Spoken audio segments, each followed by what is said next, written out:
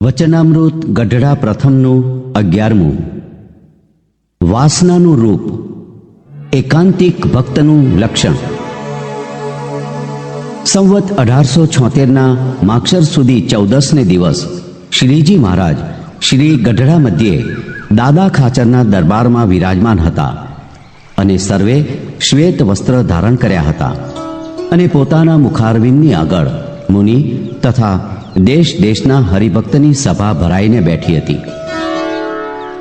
પછી બ્રહ્માનંદ સ્વામીએ પૂછ્યું છે, હે મહારાજ, વાસનાનું શું રૂપ છે?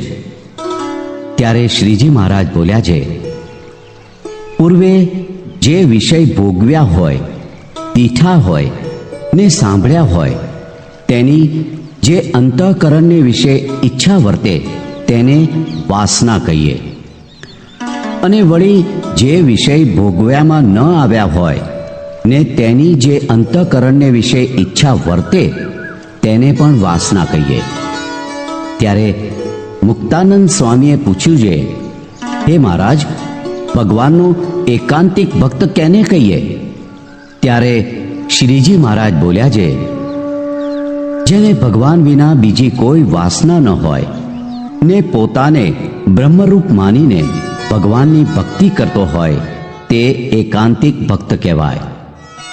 ઇતિ વચનામૃત ગઢડા પ્રથમનું 11મું.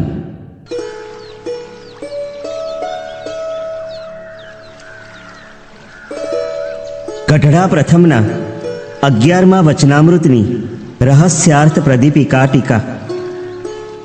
આમાં પ્રશ્ન 2 છે, જેમાં પહેલી બાબતમાં અંતઃકરણમાં વિષયની ઈચ્છા વર્તે તેને વાસના કહી છે, તથા બીજી બાબતમાં નિર્વાસનિક થઈને બ્રહ્મ જે અમારું તેજ તે રૂપ પોતાને માનીને અમારી ભક્તિ કરે તે એકાંતિક ભક્ત છે એમ શ્રીજી મહારાજે કહ્યું છે. ઇતિ ગઢડા પ્રથમના 11મા વચનામૃતની રહસ્યાર્થ પ્રદીપિકા ટીકા સમાપ્ત.